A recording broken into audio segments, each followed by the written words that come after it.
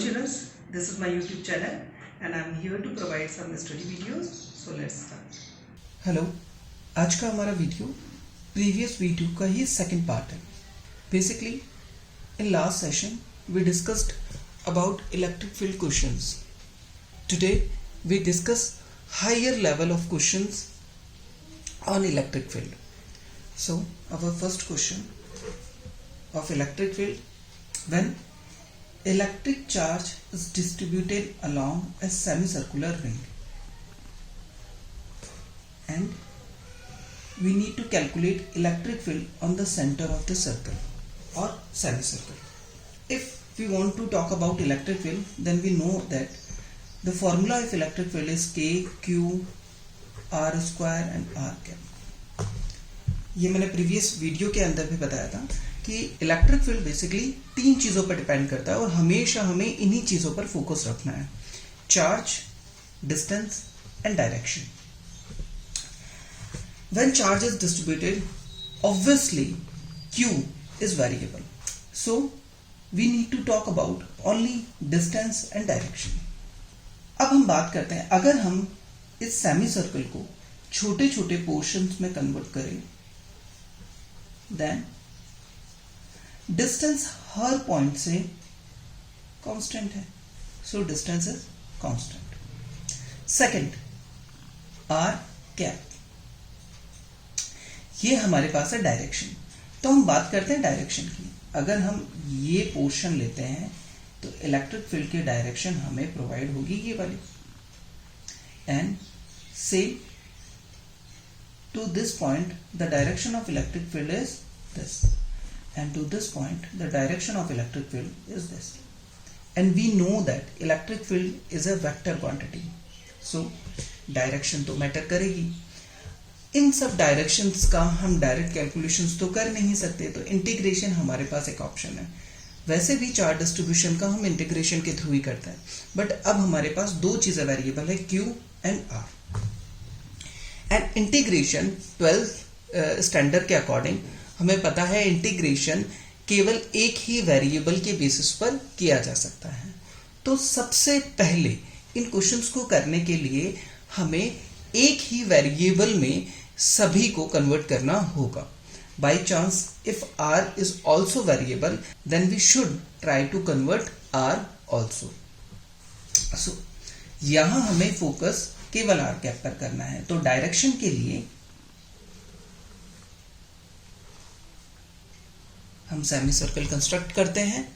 Maximum questions हमारे पास symmetry के through होते हैं, सो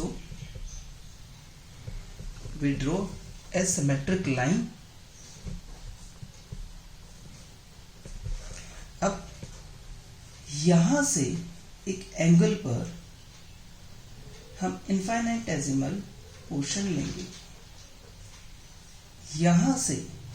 सो एक पॉइंट हम यहां कंसीडर करते हैं और एक छोटा पॉइंट हम सेम एंगल पर यहां कंसीडर करते हैं, DQ and DQ. Both have same angle D theta and D theta with theta and theta.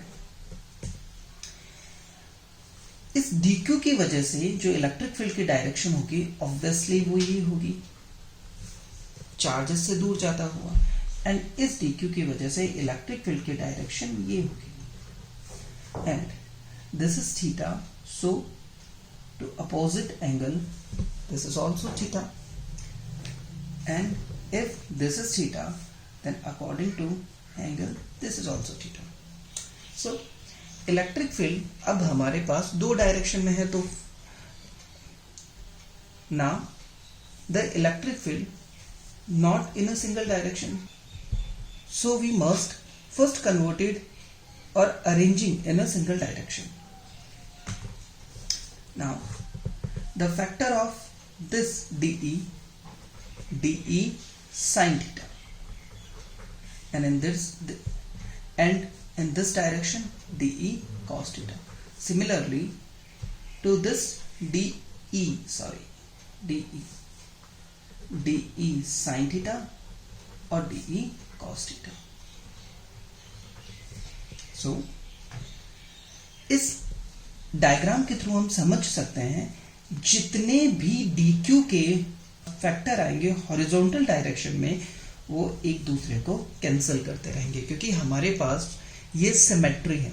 तो जितना चार्ज इधर है उतना ही चार्ज इधर है, तो इन सब के ये वाले factor dE sin theta factor cancel हो जाएंगे एंड एक फैक्टर बचेगा dE cos थीटा। एक चार्ज के लिए हम एक चार्ज के लिए बात करेंगे तो फैक्टर केवल dE cos थीटा बचेगा। तो ये हमारे पास डायरेक्शन को शो करने के लिए है and dE net is dE cos theta. अब हम आगे कैलकुलेट करते हैं। तो dE cos theta, now dE is 1/4 pi epsilon naught dq, radius is r, so r square, and for direction dE net is cos theta. Now theta and q are two variable in this equation, so first we convert in one variable, so we must change dq. So what is dq? If length of this arc is L, small dl, if length of this arc is dl, then dq must be due to charge distribution total charge divided by total length। तो हमें पता है semi circle का perimeter पाई r होगा and length जिसमें हमें charge calculate करना है dl। अब हमारे पास फिर से दो वेरिएबल हो गए theta and dl, so we first change dl into theta and relation is theta equals to arc upon radius, so d theta equals to arc is dl upon radius r, so dl equals to r d theta, simple. So put in equation den is 1/4 pi epsilon naught, dq is q upon pi r, and dl is r d theta, cos theta, this is dq, cos theta upon r square. En, if we want to calculate total electric field, then we must integrate both sides. Den equals to integration of 1/4 pi epsilon naught q upon pi r d theta cos theta upon r square. And for limit of integration हम diagram पर जाते हैं। अगर हम इस line को एक axis consider करते हैं and this is positive side and this is negative side, then हमें इंटीग्रेशन की लिमिट थीटा के अकॉर्डिंग लगानी है। तो हमें इस चार्ज से इस चार्ज पर पहुंचने के लिए थीटा कैसे कैलकुलेट करना पड़ेगा? अगर इस लाइन को मैं एज ए सिमेट्रिक या ओरिजिन लाइन मानता हूं तो पहले मैं इस चार्ज को कंसीडर करूंगा। तो इस चार्ज के लिए इस लाइन से मुझे π/2 एंगल नेगेटिव में आना पड़ेगा। एंड सिमिलरली अगर मुझे ये लास्ट चार्ज कैलकुलेट करना है तो मुझे इस सिमेट्रिक लाइन से π/2 इस तरफ आना पड़ेगा। So the limit is from -π/2 to π/2. So En equals to integration of -π/2 to π/2 1/4 pi epsilon naught q upon pi r cos theta d theta upon r square, and r to r cancel। जो भी common चीजें हैं जिनका integration में role नहीं है हम उसे बाहर निकाल सकते हैं. Now Q is constant, total charge हमारे पास कांस्टेंट है, and 4 pi epsilon naught and pi R square बाहर रख लेंगे, and cos theta and D theta integration के अंदर रह जाएगा. नाउ 1/4 पाई एप्सिलॉन नॉट को मैं k कंसिडर करता हूं अगर, तो KQ upon pi R square and integration of cos theta is sine theta and limit -π/2 to π/2. KQ upon pi r square. When we put π/2 in sin theta, the value of 1 minus, when we put minus π/2 in sin theta, then value is -1. So KQ upon pi r square and 2 is the answer. So the answer is En equals to 2KQ upon pi r square. चलो अब हम direction से related एक और question calculate कर लेते हैं. ये क्वेश्चन काफ़ी इंपॉर्टेंट है, सो हम ध्यान देंगे. क्वेश्चन हमारे पास है when charge is distributed along a circle. ये 3D के अंदर सर्कल है, सो शेप ऐसी है, and we need to calculate electric field on the axis of circle. So similarly previous questions की तरह ही हम 3 चीज़ों पर नोटिस करेंगे. फर्स्ट, चार्ज जो हमें पता है वेरिएबल है. Second, distance. हर एक पॉइंट से अगर हम बात करते हैं डिस्टेंस की, तो डिस्टेंस इक्वल होगा. 2D के अंदर ये डिस्टेंस आपको अलग अलग दिख सकता है या दिख रहा है, बट 3D के अंदर अगर हम बात करें तो ये एक सर्कल है और सर्कल के किसी हाइट, एक पॉइंट पर हमें डिस्टेंस कैलकुलेट करना है. तो उसके हर एक पॉइंट से जो डिस्टेंस होगा बेसिकली सो इसके पेरीमीटर से जो डिस्टेंस होगा इस पॉइंट का इक्वल होगा. सो distance is constant. Third, direction. अब हम डायरेक्शन की बात करते हैं, तो अगर मैं ये वाला चार्ज कंसीडर करता हूं तो डायरेक्शन मेरे पास ये चली जाती है. अगर ये वाला चार्ज कंसीडर करता हूं then direction is this. So first we should arrange the direction and calculate the final direction. Now consider two small portion of charge q dq. If radius of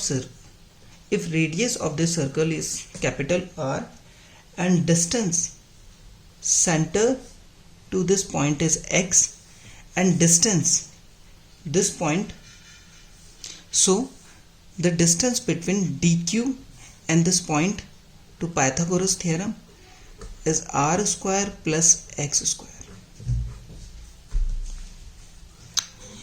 Electric field due to this charge is dE, and electric field due to this charge is dE in this direction.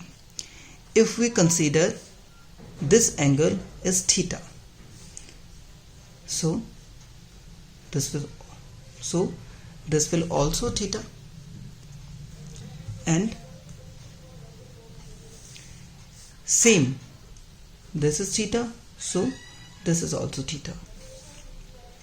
Now हम resolve करेंगे electric field को. DE cos theta, DE sin theta according to this DE, and according to this DE cos theta and DE sin theta. DE sin theta cancel each other, and the direction of electric field is in the direction of axis. So electric field due to a single dq charge is DE net is DE cos theta. Now we calculate DE cos theta. DE is k 1/4πε0 को मैं k consider करके चल रहा हूँ. So dE is k dq upon this distance, and distance is r square plus x square. r square plus x square root r square. K Q upon R square, तो हमें इस distance का square करना पड़ेगा. And cos theta. Same यहाँ भी हमारे पास दो वेरिएबल हैं, डी क्यू एंड थीटा. तो हम कॉस थीटा को चेंज कर लेते हैं. So cos theta according to this diagram, हमें पता है कॉस थीटा क्या होता है, base upon hypotenuse. And what is base in this triangle? This is right angle triangle. So base is x and hypotenuse is r square plus x square root. Now put in equation.